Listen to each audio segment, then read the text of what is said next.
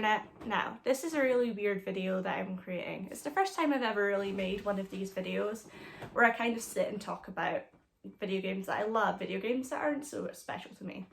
But today I'm talking about a video game that I adore so much, because for most of you who are familiar with me know that I've interviewed many of these cast members. And, you know, in September I've got a really big one coming up. It's really weird. But yes, I am here today to talk about 10 of the most shocking Red Dead Redemption 2 moments. It's going to be quite hard. It was very hard for me to choose. Like, there were some that were very obvious, some that I knew that people were going to watch and respond and enjoy, and also be like, yeah, my jaw was on the floor. And other ones were like, well, why did you include that? That wasn't really very impactful. But you know, I feel like it's going to be a good conversation starter. If you like it, you like it. You don't, you don't. Just take it with a pinch of salt, and I hope you all enjoy this. So, 10 of the most shocking Red Dead Redemption moments. And this is from the second game. I will work on one for the first game, but for now I'm in a second game spiral. I'm so enjoying it, and I'm replaying it, and it's had so much fun. So here we go. 10 shocking moments. So I only have to start with this. Had anything to do with that? Oh, that's so. Yeah, they think it was the Braithwaites. Listen, I know these Grey Boys a bit now. This is on the level. We're stuck in the middle of some ancient feud, but instead of playing both sides, we're being used by both of them. They were saying that Catherine Braithwaite... Hey, hold up. This don't feel right. Now it don't feel right. I could have told you. Shawns Death was something that was really shocking to me. Like, I think everybody was sitting there, you know, we were ready to go into a fight because we just went into a cutscene. So maybe they're going to have this dramatic conversation, but no, they went straight with shooting Shawn in the head. I remember sitting there with my controller and being like, okay, wait, what? We have to start a fight now? Okay. And we have no real time to really react to Shawn. It was kind of just like, oh my god, and then we start shooting people. Like, it was mad. But then it's what happens after. We're kind of dealing with the morality of what's happening to the gang. It's kind of splitting up. It's getting a bit crazy. Everybody's a bit against each other. They're questioning the morals of Dutch and Hosea. Like, were they wanting to keep us all safe? Were they wanting everyone to get the money from the Greys and the Braithwaites and whatever was going to happen? But no, I mean, like, Shawn died. He didn't have to die, but this is what happened. And I still remember, just every time I watch it, I'm still like, this really didn't have to happen. Like, we didn't have to go here and trick all of these people that are already in an ancient blood feud and then get more involved and get into more trouble. Although that makes the game more fun, I was like, well, Shawn didn't deserve that. Shawn was just a little Irish boy. We need to protect him. Yeah, so most of you may agree with me on that. I think this is a moment that even now when you replay it, it's kind of like not so much a moment, it's more of a, you know, you're just a bit disheartened. So yeah, the next moment is, sorry, I'm so awkward. The next moment is this. Oh, Dutch! Did you miss me? I found her drunk in Saint Denis. You're back. How jolly, Miss O'Shea. It's funny, you sack of shit. Back Who are and you? drunk. The Master, the Lord Molly, God Almighty. Calm down. I won't be ignored. Dutch Vanderlyn, I am him. I ain't her. Or any of your stooges. Calm You yourself. don't owe me nothing. Miss. I don't owe you nothing. Nothing. Okay. I'll spit in your eye. I did. I told them. I'm sorry? Yeah, I told them and I tell them again. Now I've got God's ear. You told who what? Mr. Milton and Mr. Ross about the bank robbery, and I wanted them to kill you. You did what? I loved you, you goddamn bastard! Go on, shoot me! She ain't worth it. You told on me. Oh, you're You not so betrayed big now, me. are you? Why? Calm down. Arthur? She's a fool. Get her out of here. You know the Oh, rules. not so big now. Are we, Your Majesty? You... Damn.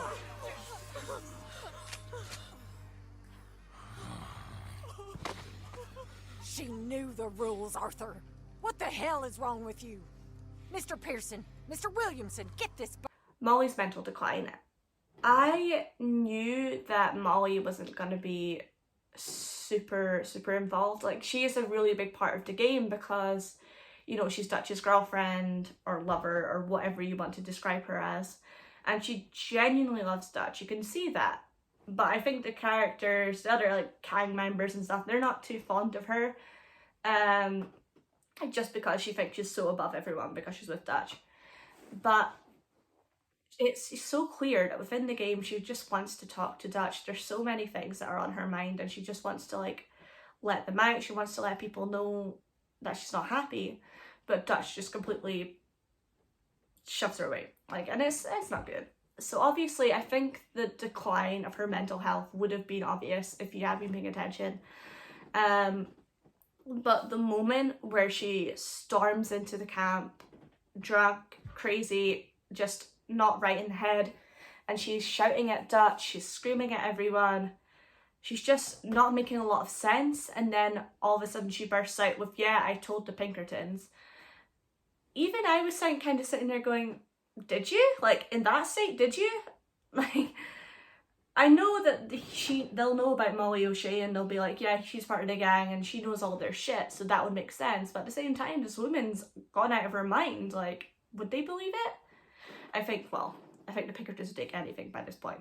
They were losing it, we were all losing it, and Molly definitely was. But the moment where my jaw kind of hit the ground was not so much that Dutch like aimed for his gun and he was ready to shoot her, but I think it was when Susan went off and shot the gun. Yeah, she's a traitor, because if she did tell the Pinkertons, which it turns out she didn't, it was a huge betrayal, and I think she was right in her mind of saying that, but I think everyone needs to realise that she was not right. Like, it was getting to that point where she was just going mad and it was just so awful, and I actually feel really bad for Molly. Again, it didn't have to go that way. If Dutch just spent 10 minutes listening to what she had to say, then maybe she wouldn't have gone down this road. You know, poor Molly. Next number on this list is when Dutch kills Angela Bronte. That's one that, again, I don't think many people will be too shocked about, or maybe are like, why is this on the list? But I think it's because it's when you really kind of see Dutch going a bit mad. Like, we know he's kind of declining in his own mental state. He's kind of getting a bit paranoid. He thinks everyone's going to end up betraying him. But it turns out it's kind of the opposite. Everyone does want to help him. We want him to see that what he's doing is a bit wrong, but we don't want him to be hurt. Like, I think in our moral hearts that we don't want him to be hurt, but at the same time we need him to go, he's going fucking mad. But and we knew that he was gonna either kill him or he was gonna let John kill him because what he did to Jack. But when he was kind of just standing there, he made this speech, and then he starts to drown Bronte. And I feel like, yeah, they're on a lake. Yeah, sure, kill him, whatever. But it's when he's tried to feed him to this massive bull alligator that we saw previously. And oh my god, like, I think even Arthur was like, fuck this, I'm out of here, like, I need to go home. Where's Maria? I need to get out of here. And even what John said, like, you can't just feed a man to a damn alligator, what are you doing? Like, it's crazy. And that's when us as the players start to see that Dutch really is starting to lose it. I mean, was Jose already dead by this point? I can't even remember, but yeah, it was just like, wow. Another thing as well, I was going to put Hosea's death onto this list, but I think with the cutscene it was pretty obvious that that's where it was going to go. Like, Hosea was walking away, and I don't think the Pinkertons were just going, okay, he's going back into the bank to rob it, let's just leave. No, I think he would have, you know, killed him. I don't think that was too much of a shock. But what was a shock was this next entry.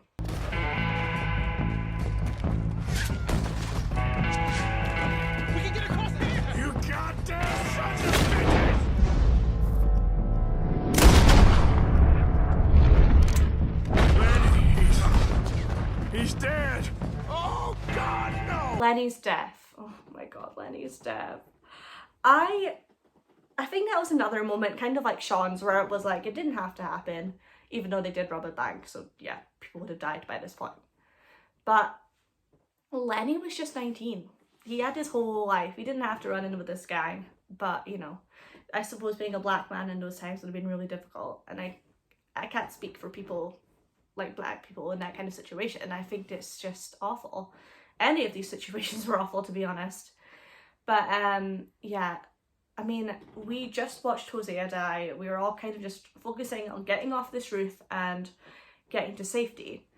But yeah, having Lenny die like that, I mean, like, it was so quick, so sudden. Like, it's another one of like the Shawn moments where we didn't have time to really react.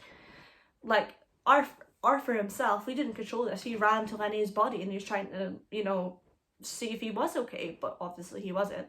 There was a moment that I saw somebody else playing the game, and it was in a first person moment, like when you press your dual thing button like 3 times and you go into first person and you see it and you really, like, it's more hard hitting. I think it's just absolutely mad. Like, again, Lenny was only 19, he didn't deserve this, and I just, oh, it's just so bad.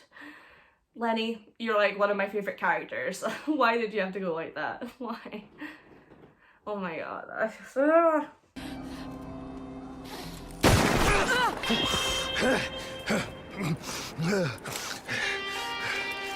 You shot me.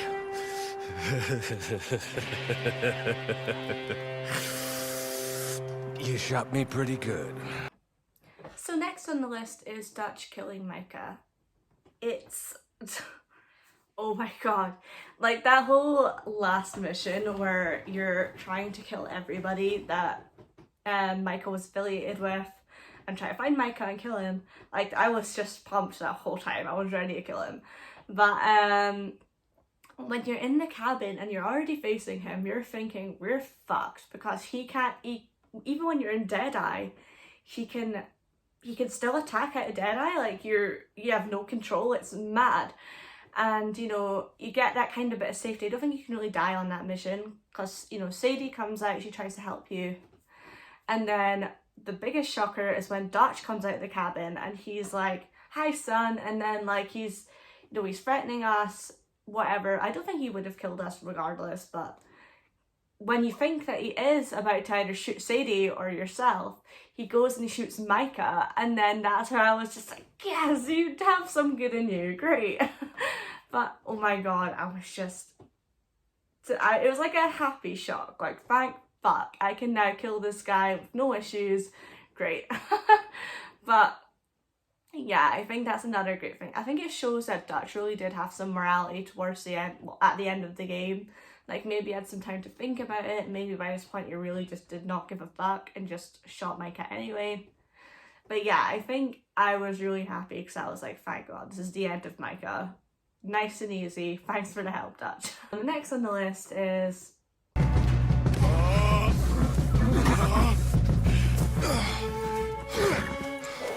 Come on, brother. Let's go.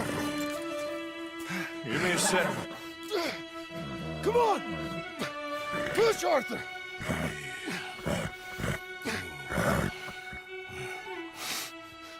Thank you. Arthur! Come on, Arthur. Arthur's horse's death. Oh my god. Oh my god. The last mission before the epilogue, that whole mission itself was just a clusterfuck. I was so sad that whole mission. The emotions, I would have said, were just anger and then sadness, but the whole thing was just sadness. It was all so awful. But when you're riding your horse to get to safety with John, and then your horse, it just gets shot while you're not even in a cutscene by this point, your horse just gets shot, and then it goes into a cutscene. I'm just like, no. I've had this horse the whole time, I've bonded with this horse the whole time, you don't have to kill it, please don't. But it's, I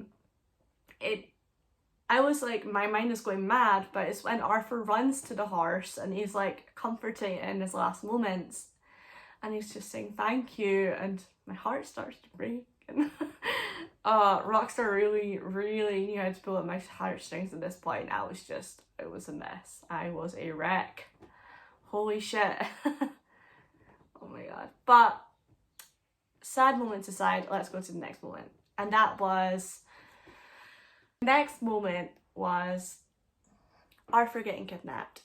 Now, that could have easily been avoided. I mean, we didn't have to try and make a truce with the O'Driscolls. I thought for the moment Pearson suggested it was a fucking stupid idea. Like, we're already in this feud that's lasted for so many years. Why should we get ourselves involved in it even further than we already have?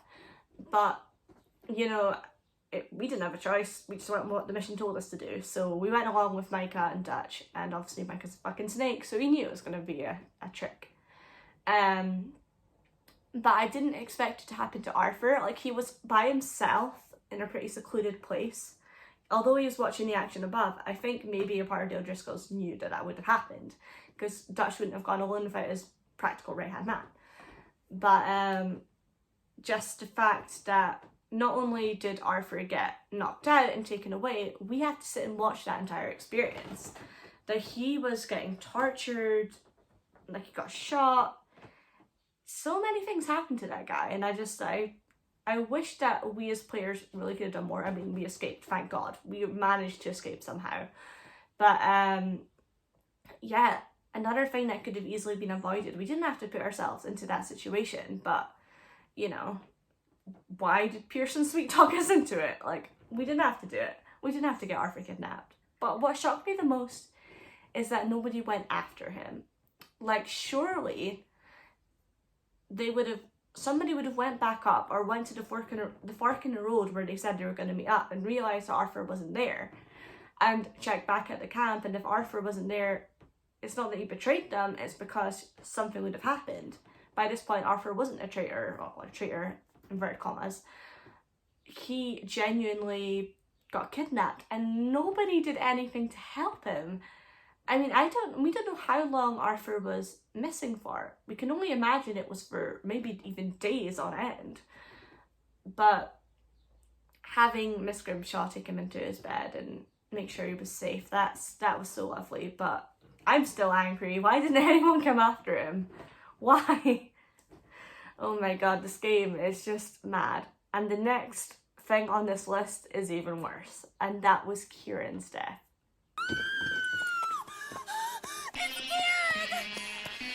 What the hell have they done to me?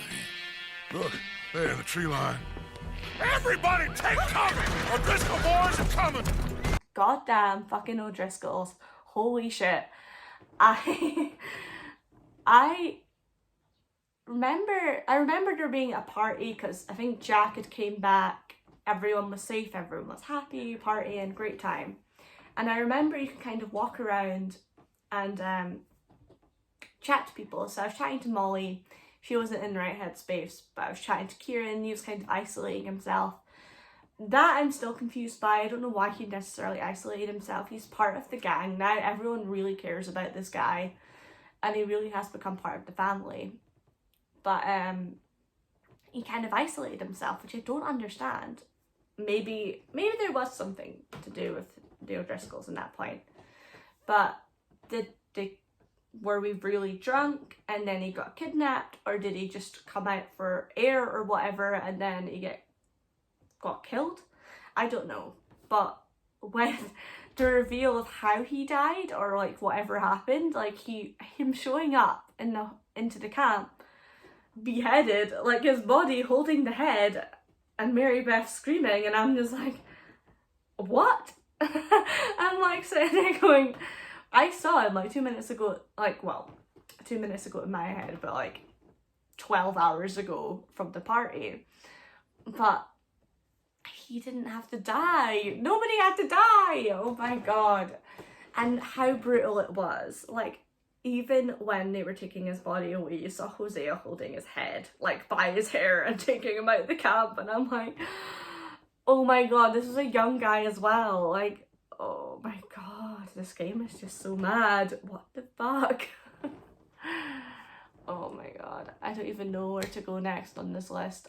I'm probably gonna end up just doing 9 moments because I completely lost myself. But I, at the last second, decided to include this on the list because to me, I thought it was a really shocking moment and that we really see Dutch's true colours. We're in Guarma and this old woman was taking Arthur and Dutch through the caves to the sugar plantation or whatever it was. And basically she's asking for more money because she took him from one point to the other, even though I was a bit like, why lady, like we just given you a gold bar, calm down. And she's going, more money, more money. Dutch probably thought, excuse me bitch, I deserve that money, which yeah, he probably did, and that's why he literally strangled this woman, this old woman. Like, regardless if she was a bitch for asking for more money, that was just it. She wanted more money. Don't kill the bitch over it. Like, why?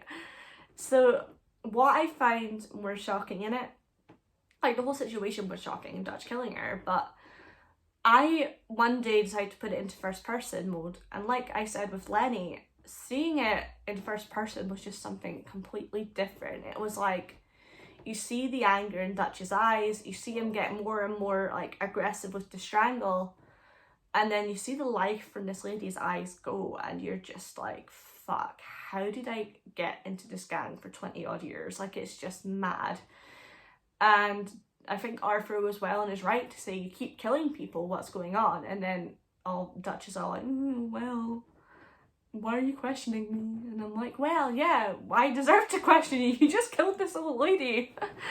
Oh my god, this whole game is just a... Oh, I just said it's clusterfuck. It still is a clusterfuck. I'm gonna get so many dislikes for saying clusterfuck in one sentence. Oh, fuck me. Dear, dear, dear, dear. What is next on my list? I don't know. I'm exhausted even making this because it's just so mad. Jesus. We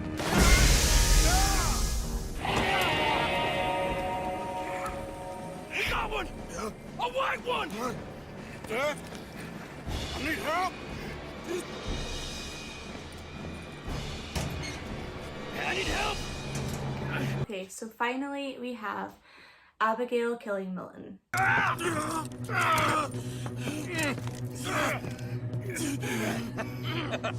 Using your strength, Mr. Morgan. You're still a yapping dog, Mr. Milton.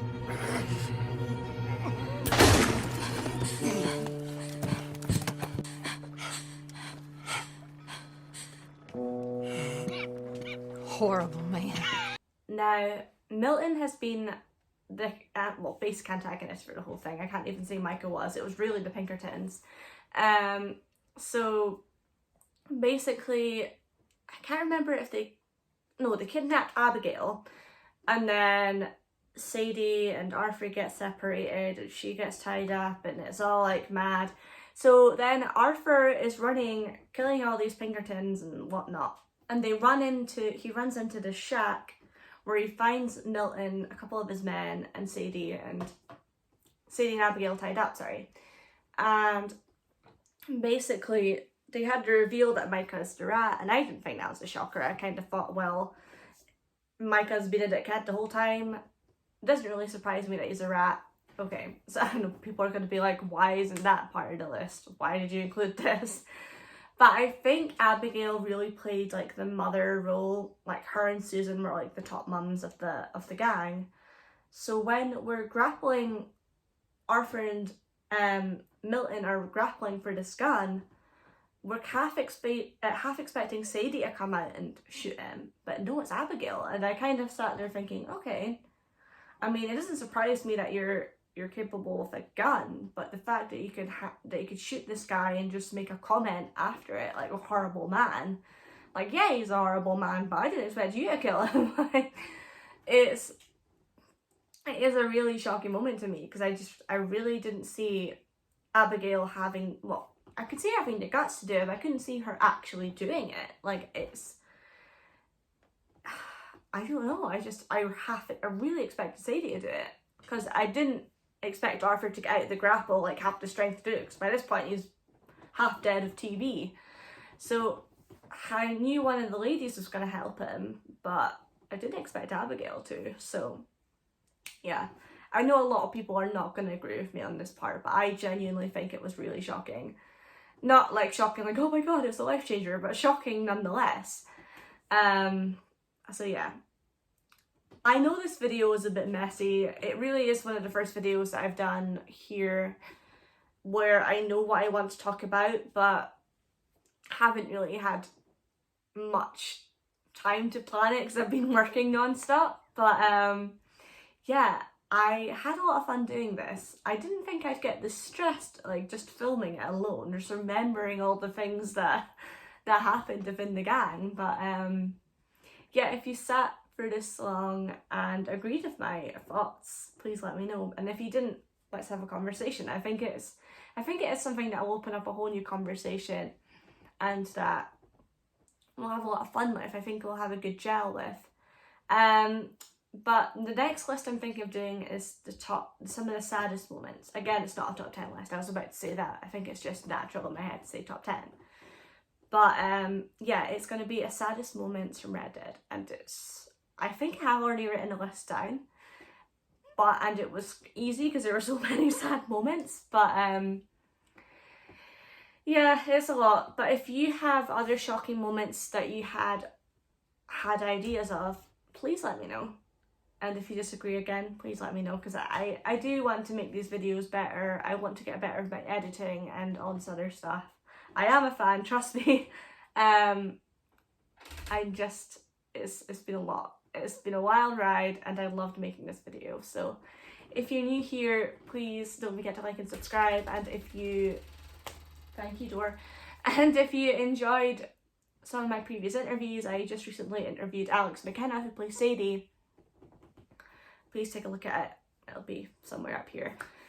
And yes, I have great news for September. I'm not telling you who I'm interviewing yet. I kind of want to leave it as a spoiler, but it's a really, really big interview, and I can't wait for everyone to watch and enjoy. This video that I'm doing right now is not going to be a premiere. I'm just going to post it on my channel, and I hope you all enjoy it. And if you want to see more and want to see other games that I could talk about, I've got an idea of how I'm doing it. Please let me know. And yeah, stay safe and stay healthy, and have a great day. Bye.